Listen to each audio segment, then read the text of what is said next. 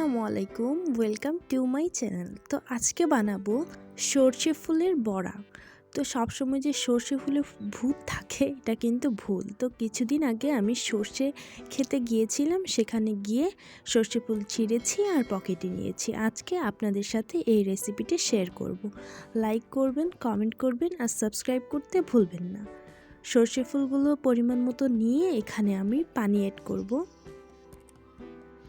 অবশ্যই ফুলগুলো অনেক ভালো মতন ধুয়ে নিতে হবে, কারণ এগুলো ভালো মতো না ধুলে এখানে অনেক ময়লা জমে থাকতে পারে। এই জন্য এগুলো পরিষ্কার করে ধুয়ে নিয়ে তারপরে বেটে নিতে হবে। আপনারা যে যার মতন করে বেটে নিতে পারেন, ব্লেন্ডার অথবা বাটায় বেটে। আমি এখানে ব্লেন্ডার মেশিন ইউজ করি নাই, আমি এখানে বাটায় বেটে নিয়েছিলাম। যদিও আমি বাটায় বাটতে পারি না, এটা আমার আম্মু বাটায় বেটে।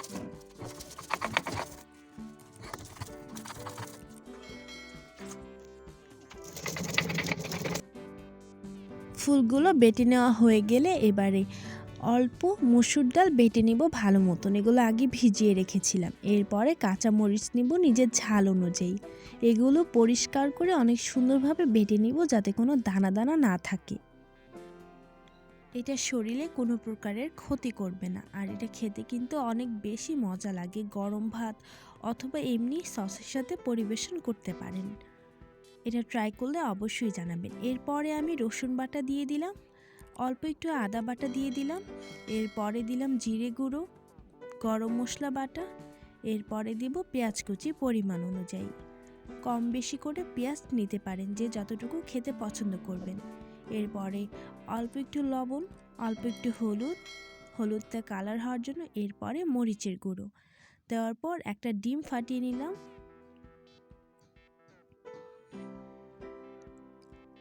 এরপরে এখানে আমরা একটা ডিম পুরোপুরি অ্যাড করব, তবে ডিমটা সম্পূর্ণ একসাথে দেওয়া যাবে না, অল্প অল্প করে দিতে হবে, কারণ বেশি একসঙ্গে দিলে পাতলা হয়ে যেতে পারে।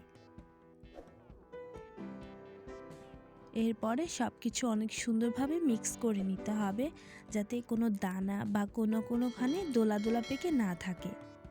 এরপরে সুন্দর করে নিব। দেখেন একটা অনেক সুন্দর কালার চলে আসছে। এরপরে ভাজা জিরের গুঁড়ো উপরে ছিটিয়ে দিব, এটার জন্য ঘ্রাণটা অনেক ভালো আসে। এরপরের স্টেপ হলো তেল গরম করা। কড়াইয়ে তেল গরম করে নিব, এরপরে সব কিছু ভেজে নিতে হবে।